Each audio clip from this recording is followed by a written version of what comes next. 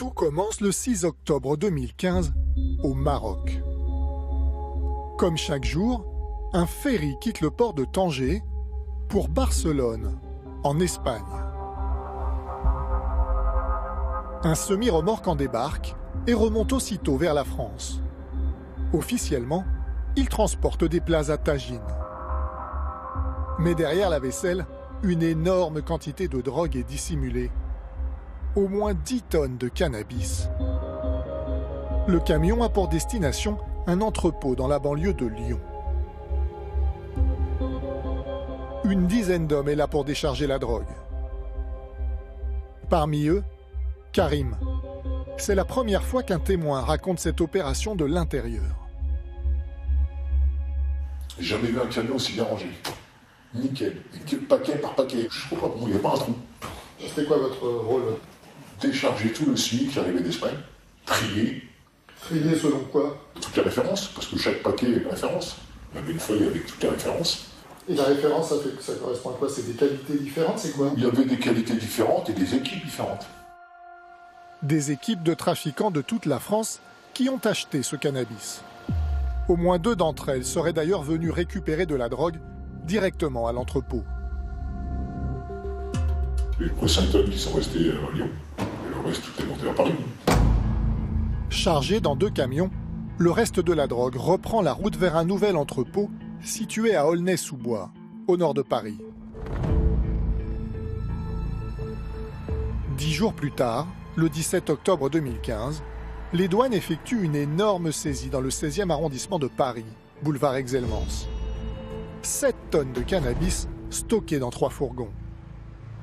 Cette saisie assez incroyable de cannabis hier soir en plein Paris dans 3 véhicules garés dans le 16e arrondissement. Plus de 7 tonnes, un record pour les douanes depuis 10 ans. La drogue était emballée dans ces paquets en toile. À l'intérieur, des blocs de résine de cannabis par dizaines. 7 tonnes de drogue en plein Paris, c'est du jamais vu. François Hollande se déplace en personne pour féliciter les douaniers. Derrière ces valises retrouvées, représentant 7 tonnes de marchandises, ce sont des organisations criminelles. L'affaire commence. Elle va prendre une tournure inouïe. Au cœur du scandale, le cannabis. La drogue la plus consommée en France, avec plus d'1 million de fumeurs réguliers. À 17 ans, un jeune sur 2 y a déjà goûté. Chaque année, environ 400 tonnes de cannabis entreraient en France. Mais une partie de cette drogue serait acheminée sous l'égide de la police. Une accusation à peine croyable qui secoue l'institution depuis 2 ans. Même le scénariste le plus fou d'une série américaine n'aurait jamais pensé à cela. Un scénario insensé mais peut-être réel, mettant en scène 2 personnages hors normes. D'un côté, le patron de la lutte anti-drogue en France, François Thierry. Un policier d'élite, habitué des plateaux télé, promis au plus grand avenir. La lutte contre les stupes, elle se fait en luttant à tous les niveaux. De l'autre, son principal informateur, Sofiane Ambly. C'est l'un des plus grands trafiquants français. Sofiane Ambly, c'est d'abord une intelligence extraordinairement rapide. Pendant 6 ans, le flic et son indique auraient importé des dizaines de tonnes de cannabis. Nous avons enquêté sur cet étrange tandem et rencontré des proches qui parlent pour la première fois. Celui dont on parlait le plus, c'était effectivement Sofiane. Hein. C'était le numéro 1, ça c'est sûr. Avec eux, nous avons pénétré au cœur de cette affaire. Il y avait déjà des camions à l'intérieur avec la marchandise. On est arrivé, hop, François, on essaie de pas faire trop de trucs. Imaginez que l'État puisse être le principal importateur de drogue en France à quelque chose d'assez surréaliste. C'est pourtant bien ce que tend à montrer l'ensemble du dossier judiciaire. Qu'en est-il vraiment? En s'associant avec l'un des plus gros trafiquants, la police française serait-elle devenue le premier importateur de cannabis?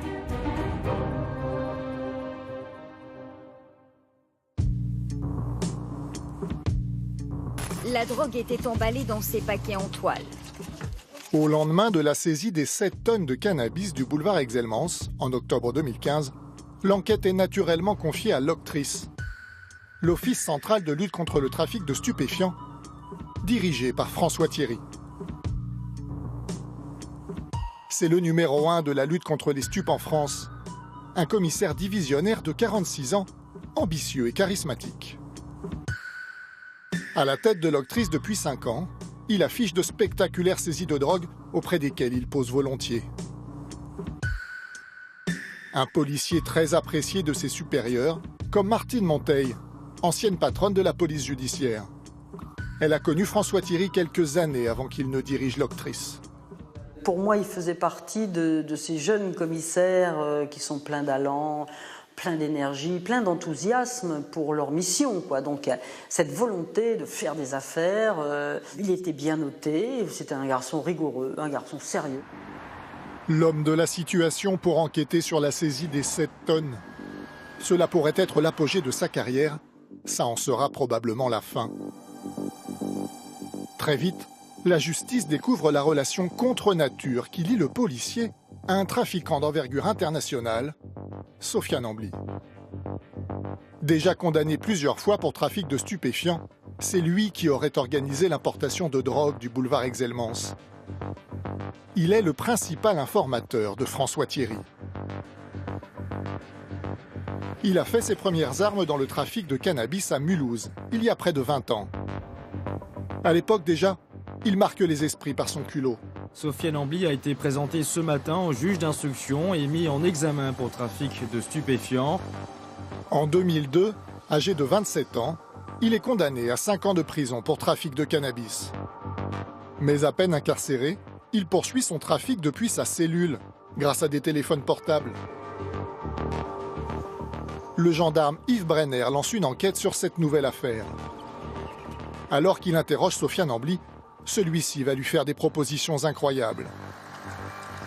Il voulait monnayer sa sortie, en disant « Ok, c'est bien, vous m'avez coincé, mais j'ai des choses à vous dire et si vous me laissez repartir, je peux vous aider à faire de plus gros dossiers que le mien. » Le laisser partir, c'était difficile puisqu'il était en prison déjà.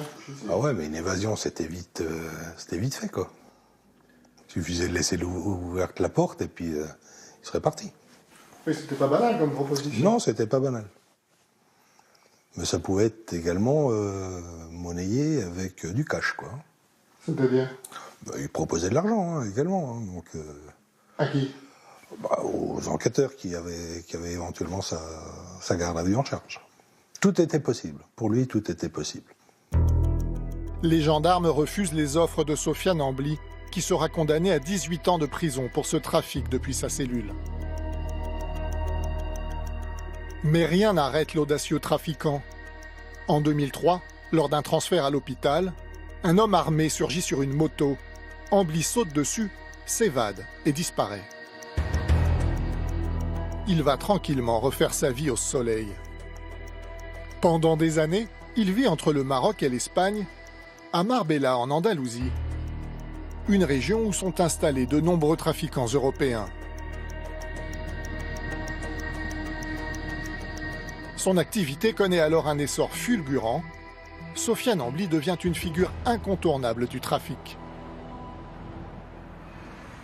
C'est ce qu'a accepté de nous raconter exceptionnellement Nabil, qui a travaillé pour lui. Pendant des années, ce capitaine de bateau a transporté des tonnes de cannabis entre le Maroc et l'Espagne. Tout ce qui flotte est capable de transporter de la résine de cannabis. Des petits bateaux de plaisance, des petits bateaux de pêche, des voiliers. Nabil a travaillé pour les plus gros trafiquants européens. Parmi eux, Sofiane Ambly avait une place de choix. Celui dont on parlait le plus, c'était effectivement Sofiane. Hein. Sur la Costa des Sauves, j'étais le plus connu français. C'était le numéro 1, ça c'est sûr. Un employeur qui ne lui a laissé que des bons souvenirs. Sofiane, c'est un type sympathique, c'est un type de parole, c'est un type qui a toujours été droit. J'ai jamais eu, que ce soit avec Sofiane ou son organisation, il n'y a jamais eu de mensonge, on m'a jamais promis quelque chose qui n'était pas vrai. Sofiane Ambly inonde la France de cannabis. Jusqu'en 2009, quand il est arrêté à Marbella par la police espagnole. Une nouvelle qui parvient jusqu'au chef de l'Octrice, l'Office des stupes français, comme le raconte Emmanuel Fanstein, journaliste à Libération. C'est l'un des meilleurs connaisseurs de l'affaire. très rapidement, les enquêteurs comprennent qu'ils sont face à un individu hors norme, un très grand trafiquant avec une connaissance extrême de tous les réseaux de trafic entre la France, l'Espagne et le Maroc. Ces informations vont remonter jusqu'à François Thierry, raison pour laquelle il va se déplacer en personne en Espagne pour recruter, retourner Sofiane Ambly, qui va alors devenir son principal informateur. Car Ambly est en mauvaise posture. Menacé d'extradition, il doit toujours purger ses 18 ans de prison en France. Collaborer avec la police peut lui permettre de réduire sa peine. François Thierry aurait profité de cet avantage pour lui proposer un pacte hallucinant. En temps normal, un informateur transmet simplement des tuyaux. Mais le policier va confier à Ambly une mission déconcertante, acheminer du cannabis en France. Ambly, le trafiquant, est rebaptisé d'un terme plus présentable. Il devient logisticien.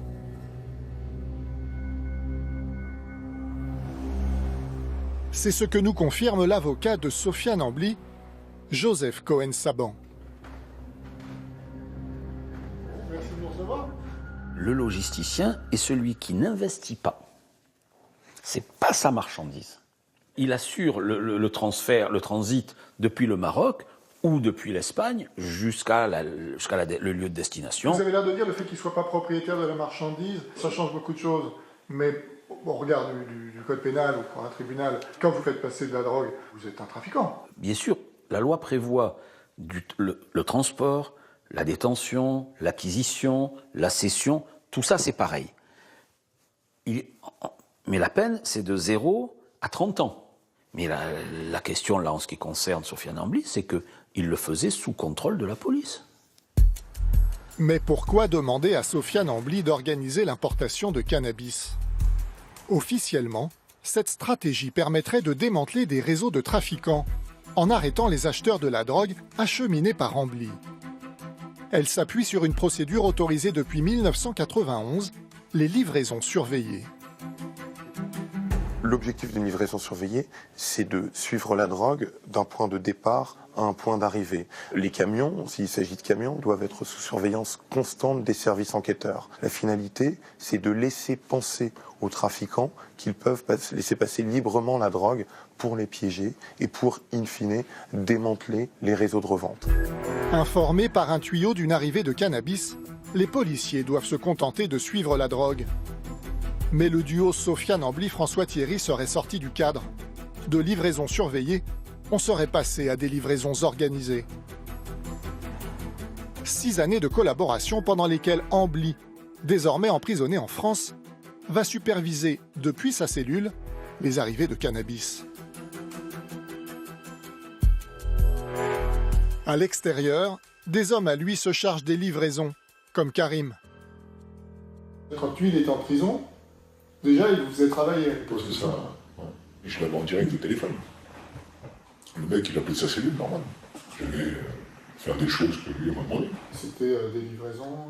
Il y a des livraisons, il y a des mecs qui venaient sur Paris, qui venaient récupérer. Et moi aussi, j'ai été livré certains clients. Mais il y aurait plus invraisemblable encore. Les complices d'Ambly auraient bénéficié de renforts étonnants. Des policiers français seraient venus leur prêter main forte.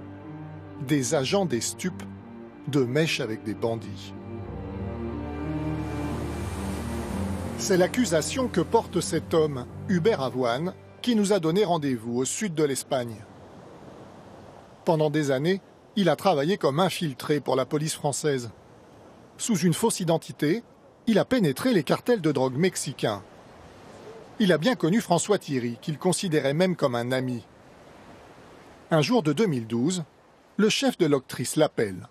François Thierry, on est de descendre, donc Canard, j'ai besoin de toi en Espagne, est-ce que tu peux descendre? Il vous appelait Canard? Ah oui, toujours. Mais je l'appelais aussi Canard. Hubert Avoine raconte qu'il retrouve François Thierry ici même, à Estepona, près de Marbella. Il m'explique effectivement ce qui va se passer, que dans le cadre d'une procédure ouverte par le parquet de Paris, en collaboration avec les Espagnols, qu'il va y avoir des déchargements de Zodiac ici, et que par la suite, voilà, les trafiquants vont venir chercher, partir, que lui arrête tout le monde à la remontée, etc. Il s'agirait donc d'une livraison surveillée destinée à arrêter, en France, de gros acheteurs de cannabis marocain. La drogue va transiter par cette villa, selon Hubert Avoine, qui reste ici 3 semaines. Sa mission ? Garder la maison et prévenir François Thierry en cas d'imprévu. D'après lui, ce sont des policiers français, dont un certain Laurent, qui réceptionnent le cannabis venu du Maroc. Il y avait d'autres policiers français avec Laurent. Et leur rôle était, à mon avis, d'accompagner, de gérer les déchargements, les livraisons. Ce Laurent était là, chargé, déchargé. Quelquefois, ils l'ont aidé, etc. C'est dans ce garage qu'aurait été stocké le cannabis avant d'être remis aux trafiquants directement par les policiers, au dire d'Hubert Avoine. Dans un premier temps, Laurent venait pour soustraire une plaquette qui était remise a priori aux trafiquants pour qu'ils voient la qualité du cannabis.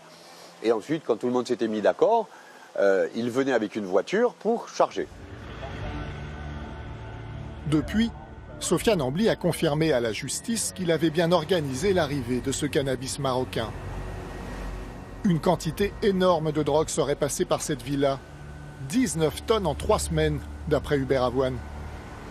Qu'est-elle devenue ? A-t-elle été saisie en France ?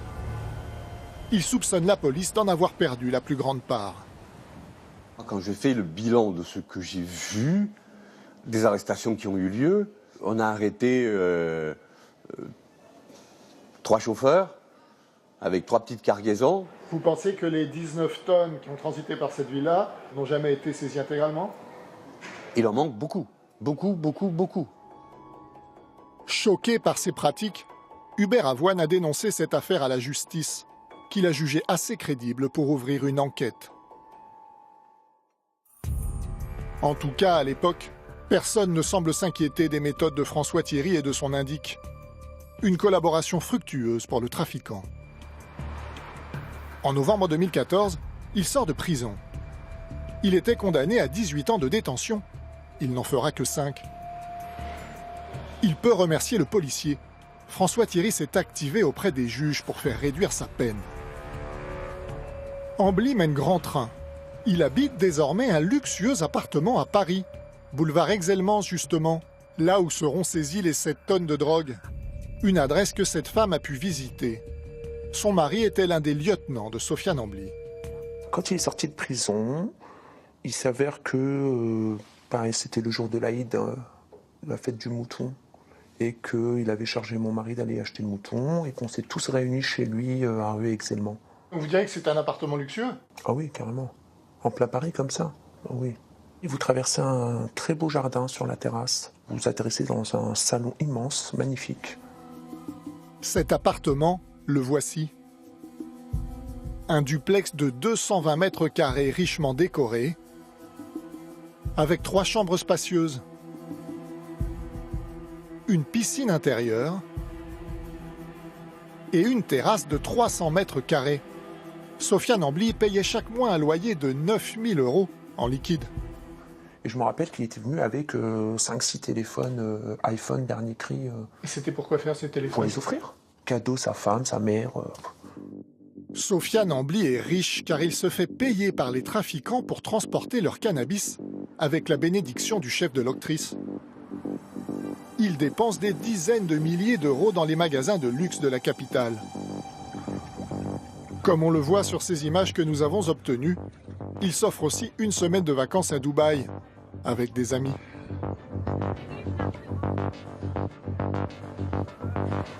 Et c'est depuis son somptueux appartement du boulevard Exelmans qu'Ambly organise l'importation de cannabis d'octobre 2015.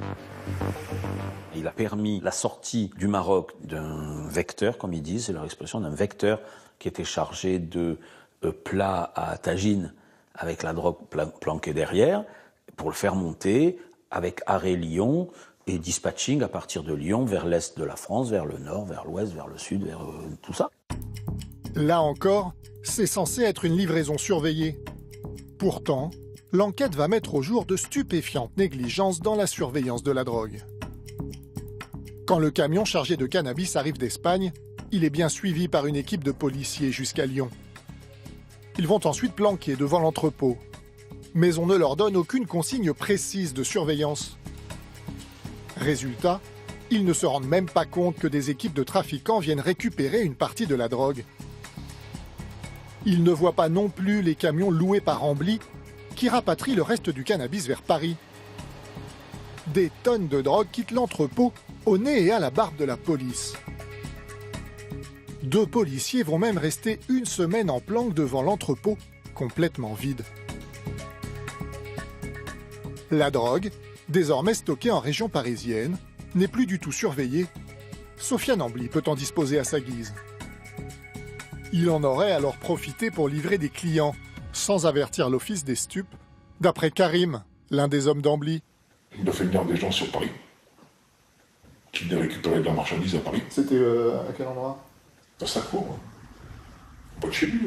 Rentrer le camion à l'intérieur, il y avait déjà les camions à l'intérieur avec la marchandise. On arrivait, hop, transvalait. C'était 11h. C'était en octobre, fini. Donc c'est pas catastrophique. Ambly se sent si intouchable qu'il organiserait des livraisons de cannabis sous le nez des voisins, en plein Paris. Nous sommes allés voir le gardien de l'immeuble. Il se souvient bien de l'étrange manège de Sofiane Ambly en octobre 2015, qui semble confirmer les dires de Karim. Il rentrait avec les camions, il se mettait en dessous de l'arbre, là, parce que c'est là. D'accord. Et qu'est-ce qu'il faisait? C'est là qu'il faisait le trafic. Ah ouais, c'est là qu'il faisait le trafic. Il chargeait là-dessous, là, ouais, là. Mais à quel endroit vous pouvez me montrer? Là. Il avançait le grand camion, marque arrière, il les ouvre, il passait par là. Lui, il se mettait en dessous de l'arbre, là. La femme est restée des fois juste à minuit, regardait ce film là. Ouais. Il m'a dit, regarde l'autre, je crois qu'il fait le trafic là, tous les jours, à minuit et demi, 1h, il pousse ses camions. Ah, c'est votre femme qui vous a dit ça? Ouais, vous saviez pas ce qu'il faisait à l'époque. Jeune fois, il avait la patronne qui travaillait dans le mobilier. L'actrice affirme que Sofiane Ambly ne l'a prévenu d'aucune livraison. C'est pourtant son rôle en tant qu'informateur. Avertir la police pour qu'elle procède aux saisies et aux arrestations des acheteurs. Autre exemple, une cargaison de 2 tonnes part à destination de Nantes, mais celle-ci est interceptée par les douanes.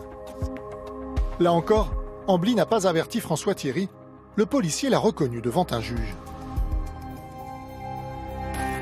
Son informateur prend des libertés avec la drogue, mais François Thierry n'intervient pas et ne prévient pas la justice. 4 jours plus tard, c'est la saisie des 7 tonnes du boulevard Exelmans. Là aussi, le policier affirme qu'il ne savait pas qu'Ambly stockait la drogue ici. Nous avons joint au téléphone un ancien policier habitué de ces opérations. Pour lui, laisser la drogue sans surveillance est une incompréhensible négligence. Même si, dans l'affaire d'Exelmans, l'autre il dit « je m'en occupe, j'ai la cam sous mes fenêtres », il fallait qu'il y ait des gens pour vérifier et pour surveiller ça. Des gens de l'octrice, quoi. On ne peut pas la laisser sous la surveillance de l'informateur? Ah ben non, c'est justement ce qu'il ne faut pas faire. C'est l'informateur qui embourbe le shit de pognon et puis il fait ce qu'il veut, quoi. On a l'obligation de dire à tout moment à l'autorité judiciaire, ben voilà, la cam elle est à Paris, elle est dans une fourgonnette, il y a tant, elle s'est déplacée là, et on est derrière, et on vous informe de tout développement, quoi. La livraison n'était donc pas surveillée. Quelques jours après la saisie d'Exelmans, Ambly et François Thierry se voient à Paris. La justice étant saisie de l'affaire, l'indique est désormais recherché. Mais après 6 années de collaboration, leurs destins sont liés. Au lieu de l'arrêter comme il le devrait, le policier le laisse partir. Ambly part en cavale, il ne sera repris que 4 mois plus tard, en Belgique. Une attitude que la justice reproche aujourd'hui au commissaire Thierry. Tout comme le fait de n'avoir pas surveillé la drogue et de l'avoir laissée entièrement entre les mains de Sofiane Ambly. Le policier est mis en examen pour complicité de trafic de stupéfiants et complicité d'exportation en bande organisée. Il risque 30 ans de prison. Mais l'histoire ne s'arrête pas là. L'affaire des 7 tonnes d'Exelmans va connaître un rocambolesque rebondissement. Lors de la saisie, les douanes auraient en effet raté plusieurs fourgons. Des véhicules bourrés de cannabis, garés dans la cour de Sofiane Ambly.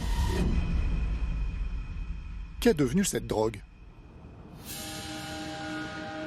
Une femme affirme le savoir. Son mari était l'un des proches de Sofiane Ambli. C'est la première fois qu'elle accepte de parler.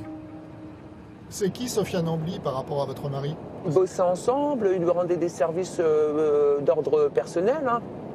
Moi, je pensais que c'était son ami parce que mon mari le considérait comme un ami. Mais c'était pas le cas de Ambli. Hein. Quelques jours après la saisie d'Exelmans, Sofiane Ambli aurait demandé à son mari, Djamel, d'effectuer une livraison de cannabis en Belgique. Mais cette livraison n'arrivera jamais à destination. Djamel est arrêté juste après la frontière et incarcéré à la prison de Mons.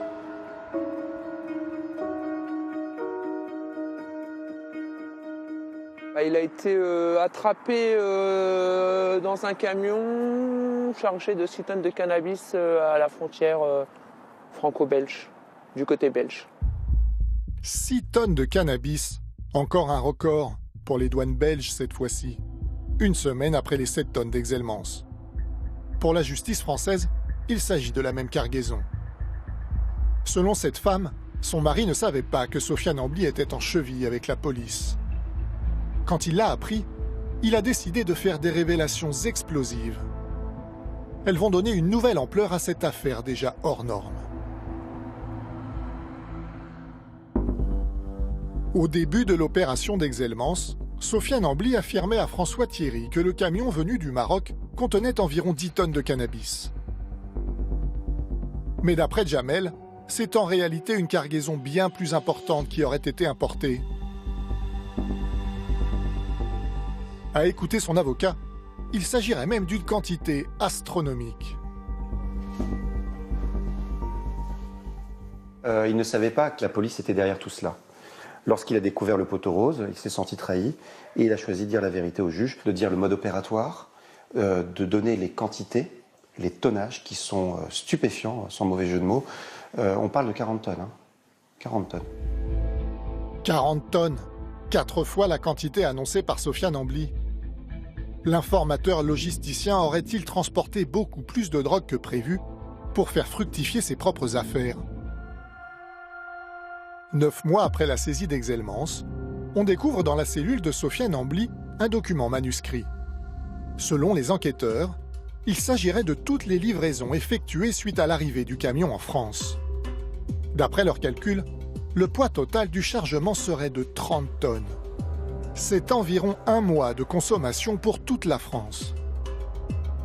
Pour la police, l'affaire d'Exelmans est un fiasco monumental.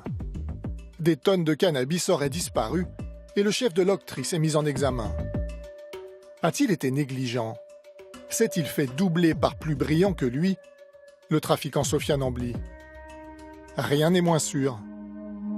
D'après notre enquête, François Thierry aurait su que des tonnes de drogue disparaissaient dans la nature. Sa stratégie serait même viciée depuis le début. Un policier français en poste en Espagne, Patrick G, l'avait dénoncé dès 2010. Mais personne ne l'avait écouté. Depuis, il a écrit une note à la police des polices que nous avons pu nous procurer. Il y décrit les dysfonctionnements de Myrmidon.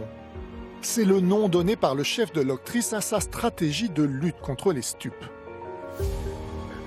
En janvier 2010, sur cette plage de Marbella, Patrick suit une livraison surveillée organisée par François Thierry. À 3 h du matin, une cargaison d'1,5 tonne de cannabis arrive du Maroc.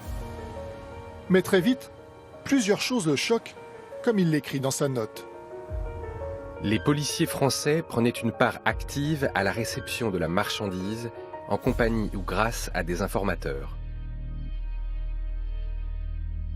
Il s'agissait pour moi ni plus ni moins que d'une importation de stupéfiants organisée de A à Z avec l'aide d'informateurs. Des accusations en tout point similaires à celles d'Hubert Avoine, concernant la livraison de 2012.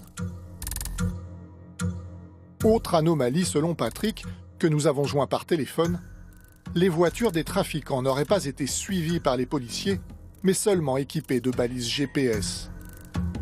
C'est balisé, mais c'est pas suivi. C'était suivi 30, 40, 50 km. sur 1000 bornes, par exemple, qui peut garantir qu'il n'y a pas eu un déchargement, une livraison en cours de route ou un changement de véhicule? Personne ne peut le dire. Depuis le début, perdre du cannabis ne semblait donc pas gêner François Thierry. C'est ce que démontre aussi un autre événement. Début 2015, lors d'une livraison surveillée à Rouen, 3 tonnes de cannabis étaient volatilisées. Le policier est soupçonné d'avoir laissé disparaître cette drogue. Il est aussi mis en examen pour cette affaire. Pourquoi François Thierry aurait-il volontairement laissé entrer en France des quantités importantes de cannabis? C'est un bon connaisseur du trafic qui va nous donner un début de réponse. Nabil, celui qui transportait du cannabis depuis le Maroc pour Ambly. En s'appuyant sur un gros importateur comme Ambly, le policier n'aurait pas eu le choix. Pour ne pas le compromettre, il ne pouvait saisir qu'une petite partie de la drogue. Vous faites monter 20 tonnes, c'est pas 20 tonnes pour la même personne, vous avez plusieurs équipes. Ces équipes d'acheteurs? Oui. Donc si vous faites monter 20 tonnes et que sur les différentes équipes, vous en saisissez 14 ou 15, vous allez le faire une fois, vous ne pourrez pas le faire 2 fois. Pourquoi? Parce que tout le monde va savoir qu'il y a un problème. On peut arrêter une équipe, mais vous ne pouvez pas arrêter 8 équipes qui ont une mauvaise chance et qui se sont fait attraper dans des endroits différents. Donc ça veut dire quoi? Ça veut dire qu'à un moment donné, il y a une information. L'information, elle part de la base. Oui, parce que si vous saisissez trop de marchandises, les équipes vont avoir une suspicion sur le fournisseur. Bien sûr. Transporteur. Bien sûr. Si l'information elle part de la base, vous le faites une fois. Et Sofiane Ambly, vous le mettez en danger la fois suivante. C'est terminé. Pour préserver son indique, François Thierry l'aurait donc laissé écouler la plus grande part de la drogue. Pour l'avocat Philippe Ohaillon, il s'agit là d'une folle dérive dans l'utilisation des informateurs. Avant, c'était les petits trafiquants qui faisaient tomber, en s'alliant avec les policiers, les gros trafiquants. Maintenant, ce sont les gros trafiquants ou un gros trafiquant qui fait tomber des petits trafiquants. De sorte que sur 10 tonnes, seuls 200 kilos ou 300 kilos seront neutralisés. Le reste a disparu dans la nature. Personne ne sait ce qu'est devenu la drogue labellisée Octris. La police, elle doit empêcher la drogue de rentrer sur le territoire national. Elle ne peut pas favoriser son entrée. Ni François Thierry, ni son avocat n'ont accepté de nous parler. Pourtant, au sein de la police judiciaire, ces dérives seraient un secret de polichinelle. C'est ce que nous confie Thomas, 10 ans de PJ. À l'Octris, cela ferait bien longtemps que l'on ne s'inquiète plus de perdre des quantités astronomiques de drogue. Le problème, c'est que voilà, les livraisons surveillées, je pense que ça a été galvaudé parce que ça existe depuis 91. Au fur et à mesure, on franchit les limites, on franchit, ils ont continué à franchir les limites. Et puis, aujourd'hui, la quantité, pour eux, ils en font abstraction. Une lente dérive qui aurait mené l'Octris, censée lutter contre les stupes, à en favoriser l'importation. Pour le plus grand profit des informateurs, les tontons dans le jargon policier. Alors après, je suis de la proportion, justement, c'est là que ça pose problème. C'est que tu dis, bon, d'un côté, il y a 15 tonnes qui servent, par exemple, au tonton, et puis de l'autre côté, l'Octris a fait qu'une tonne de saisie. Ben oui, c'est ça qui peut être choquant. Oui. C'est qu'on imagine que l'indique va permettre de faire saisir plus de drogue que ce qui passe. Ouais. Or là, on a l'impression que c'est un peu l'inverse. Ben, c'est l'inverse. C'est l'inverse. La drogue disparaît, mais qu'en est-il des trafiquants? L'objectif de François Thierry, ce serait de démanteler de gros réseaux. Mais pour certains, comme Hubert Avoine, cet objectif n'est guère crédible. Il n'y a pas de réseau de démanteler. Parce que si on démantèle de vrais réseaux, on va démanteler Sofiane Ambly. Il n'y avait pas de lutte contre le trafic illicite des stupéfiants en France sans arrêter Ambly. Sofiane Ambly n'a pas été arrêté, il a même été protégé. D'autres services, comme la brigade des stupéfiants de Paris, avaient eu vent du trafic qu'il menait. Mais François Thierry leur avait demandé de laisser tranquille cet informateur si précieux. Reste une question. Quelles étaient les motivations du commissaire François Thierry? Elles sont encore en partie mystérieuses. À ce jour, l'enquête n'a pas démontré qu'il se serait enrichi grâce aux livraisons de cannabis. L'argent peut-être pas, la carrière peut-être. Promise aux plus hautes destinées, François Thierry cachait d'ailleurs à peine ses ambitions. La lutte contre le trafic, elle doit se faire à tous les niveaux. C'est pas une fausse réponse. C'est pour vous dire que chacun est fait... Là, je vais vous dire que vous êtes prêt à faire de la politique. Non, je suis pas prêt. Enfin, peut-être. Mais c'est pas du tout l'objet. Car son alliance avec Ambly lui permettait d'afficher de beaux résultats. Si des quantités colossales de drogue disparaissent, l'octrice procédait tout de même à des saisies. Ainsi, le policier affirme avoir saisi, grâce à Sofiane Ambly, 60 tonnes de cannabis en 6 ans. Un bilan en trompe-l'œil pour certains. Ce chiffre, il est positif à l'origine. Il impressionne. En réalité, il est insignifiant au regard des quantités qui sont rentrées. Donc ce 60 tonnes, en réalité, c'est pas un élément à décharge pour la police, c'est un élément à charge. Très lourd. Il n'est que la face émergée de l'iceberg. Pendant des années, Sofiane Ambly aurait importé bien plus de drogue qu'il n'en a fait saisir. Ainsi, une note d'un service concurrent de l'octrice, la brigade des stupes de Paris, mentionne un tuyau reçu en 2012 sur le trafic d'Ambly. Le renseignement faisait état du fait qu'il dirigeait depuis sa prison un réseau réalisant une importation d'une dizaine de tonnes de résine de cannabis chaque mois. 10 tonnes par mois, soit 120 tonnes pour une seule année. C'est environ le tiers de la consommation française. Plusieurs enquêtes en cours établiront peut-être un jour la réalité des chiffres. Des quantités astronomiques de cannabis, convoyées en France sous l'égide de la police, auraient donc alimenté le trafic pendant des années. Un comble, alors que chaque année, 60 000 personnes sont condamnées pour consommation ou trafic de stupes. Aujourd'hui, Sofiane Ambly est incarcéré. Mis en examen pour importation de stupéfiants en bande organisée, il risque 30 ans de prison. Lui aussi mis en examen, François Thierry a été laissé libre. Il a quitté la police judiciaire, muté dans un autre service du ministère de l'Intérieur.